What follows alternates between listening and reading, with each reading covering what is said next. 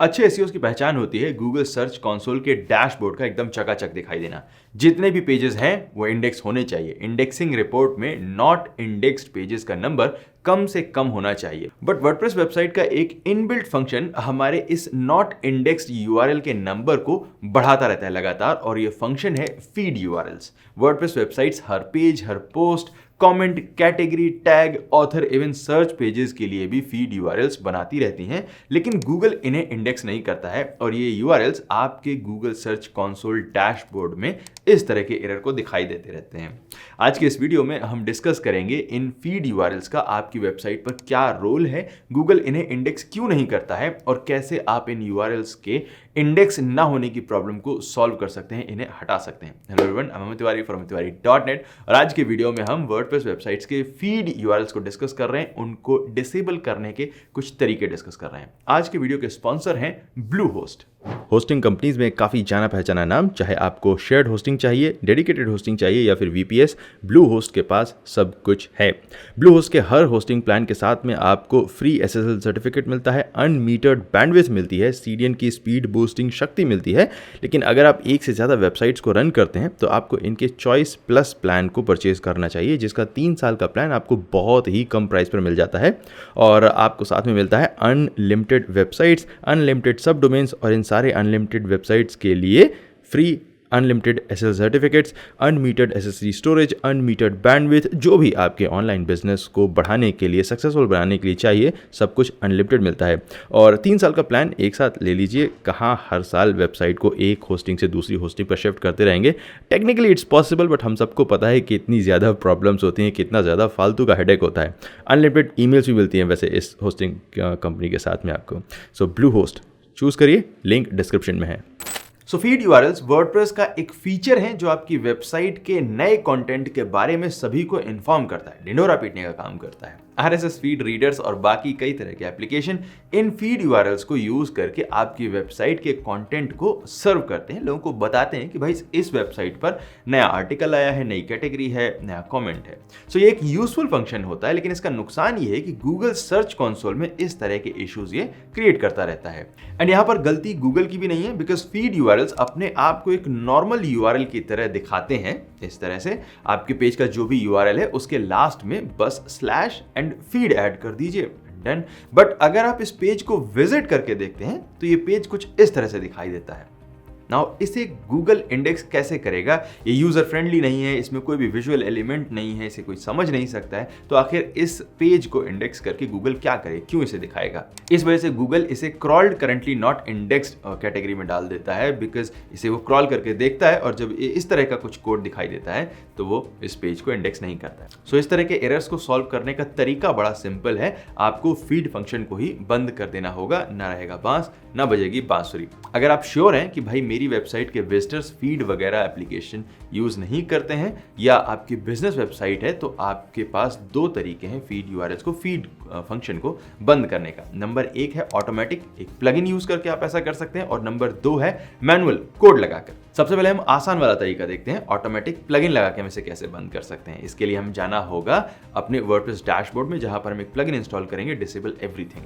सो हम जाएंगे अपने वर्डप्रेस डैशबोर्ड में और यहाँ पर नए प्लगइन को इंस्टॉल करने के लिए हम साइड बार में प्लगइन्स के ऊपर माउस होवर करेंगे और फिर ऐड न्यू बटन पर क्लिक करेंगे।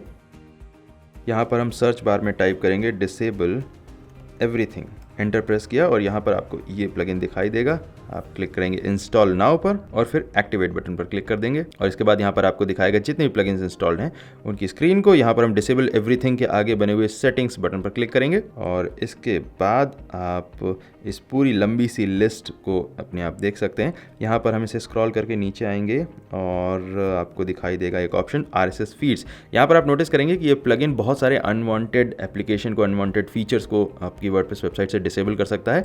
बट अभी फिलहाल इस ट्यूटोरियल के लिए हम सिर्फ आरएसएस फीड्स के सामने बने हुए इस चेक बॉक्स को टिक करेंगे और इसके बाद नीचे आकर यहाँ पर सेव चेंजेस बटन पर क्लिक कर देंगे और हमारी वर्डप्रेस वेबसाइट से फीड फंक्शन अपने आप डिसेबल हो जाएगा।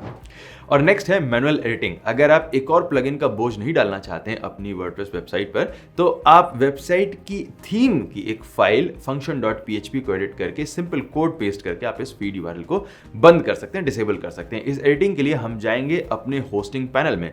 इस वीडियो में हम ट्यूटोरियल के लिए यूज कर रहे हैं ब्लूहोस्ट के डैशबोर्ड को, ब्लूहोस्ट की होस्टिंग को, बट आप किसी भी होस्टिंग में, जितनी भी cPanel वाली होस्टिंग होती है, वहां पर आप सेम प्रोसेस को फॉलो कर सकते हैं। सो यहाँ पर मैंने ब्लूहोस्ट वर्डप्रेस होस्टिंग के डैशबोर्ड में लॉगिन कर लिया है और इस पैनल में cPanel पर जाने के लिए मुझे एडवांस बटन पर क्लिक करना होगा। अगर आप किसी और होस्टिंग को यूज़ कर रहे हैं तो आप डायरेक्टली cPanel पर पहुँच जाएंगे।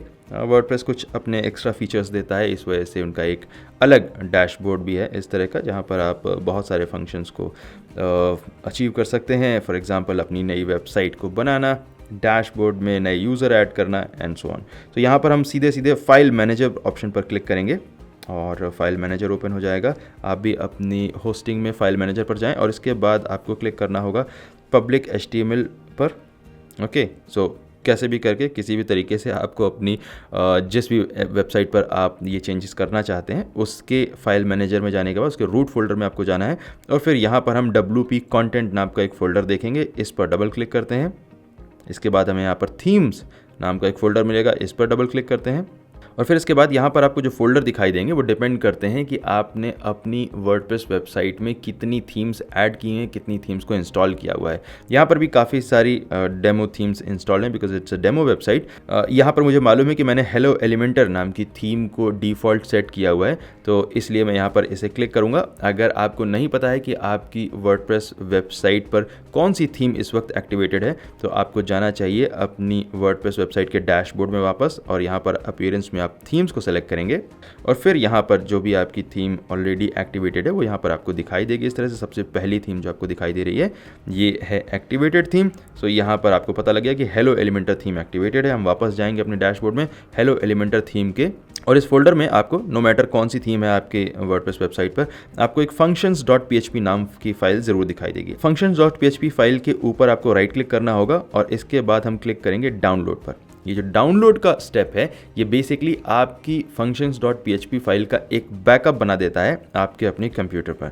किसी भी वर्डप्रेस वेबसाइट में जो भी इंपॉर्टेंट फाइल्स हैं उनमें जब भी आप चेंज करने जा रहे हैं तो एक अच्छी प्रैक्टिस ये है कि सबसे पहले आप उसका बैकअप बना ले। अगर कोई भी गड़बड़ होती है, कुछ भी गड़बड़ हो जाती है, आप सीधे सीधे इस functions.php फाइल को अपने इस फाइल मैनेजर एप्लीकेशन से यहाँ पर डिलीट करके और इसके बाद आप अपने डेस्कटॉप से इसको वापस अपलोड कर सकते हैं और आपकी जो वेबसाइट है वो नॉर्मल हो जाएगी। तो एक बार डाउनलोड करने के बाद हम वापस यहाँ पर क्लिक करेंगे और क्लिक करेंगे एडिट बटन पर अगेन क्लिक करेंगे और अपनी इस functions.php फाइल में आपको आना है सबसे नीचे और यहाँ पर एक बार एंटर प्रेस करेंगे, नई लाइन पर आ जाएंगे और फिर हम इस कोड को यहाँ पर पेस्ट कर देंगे। ये कोड आपको इस वीडियो के डिस्क्रिप्शन में मिलेगा। डिस्क्रिप्शन में एक लिंक मिलेगा, वहाँ पर आप क्लिक करके इस कोड को डाउनलोड कर सकते हैं। सो ये जो कोड हमने यहाँ पर पेस्ट किया है ये बेसिकली दो काम कर रहा है आपकी वेबसाइट पर। नंबर एक है आपकी वेबसाइट पर जितने भी फीड यूआरएल हैं उस फंक्शन को डिसेबल कर रहा है। ये जो टॉप पार्ट है ये फीड फंक्शंस को डिसेबल कर रहा है और इसके बाद जो दूसरा पार्ट है वो जितने भी फीड यूआरएल्स हैं उनको उसके ओरिजिनल एड्रेस पर रीडायरेक्ट कर रहा है 301 कोड के साथ में। सो अगर आपकी वेबसाइट का एक फीड यूआरएल था example.com/page1/feed, तो ये उस फीड यूआरएल को example.com/page1 पर ही रीडायरेक्ट कर देगा। सो इससे आपके फीड यूआरएल्स पर आने वाला ट्रैफिक ऑटोमेटिकली 301 कोड के साथ रीडायरेक्ट हो जाएगा उस ओरिजिनल यूआरएल पर। यहाँ पर आपको ध्यान देना है कि इन दोनों ही मेथड्स में से सिर्फ एक को यूज़ करना है। अभी फिलहाल मैं यहाँ पर सेव चेंजेस बटन पर क्लिक कर देता हूँ, अभी तक मैंने इसे क्लिक नहीं किया है। और अब इस मेथड से भी आपकी वर्डप्रेस वेबसाइट से फीड यूआरएल्स डिसेबल हो चुके हैं, फीड फंक्शन डिसेबल हो चुका है। यहाँ पर सिर्फ आपको ध्यान इस चीज़ का देना है कि आपको प्लगइन या फिर कोड में से एक ही मेथड यूज़ करना है, दोनों को यूज़ करने की ज़रूरत नहीं है। फीड यूआरएल्स इतने भी खतरनाक नहीं है कि आपको दो इंतजाम करने पड़े। नाउ अब आपकी वेबसाइट फीड यूआरएल्स को जनरेट नहीं करेगी और आपके गूगल सर्च कंसोल के डैशबोर्ड में ये एरर्स भी नहीं दिखाई देंगी। अगले वीडियो में मिलते हैं जल्दी ही और प्रैक्टिकल टिप्स के साथ। Thank you so much watching this video. My name is Amit Tiwari from amitttiwari.net and I will see you next time. Take care.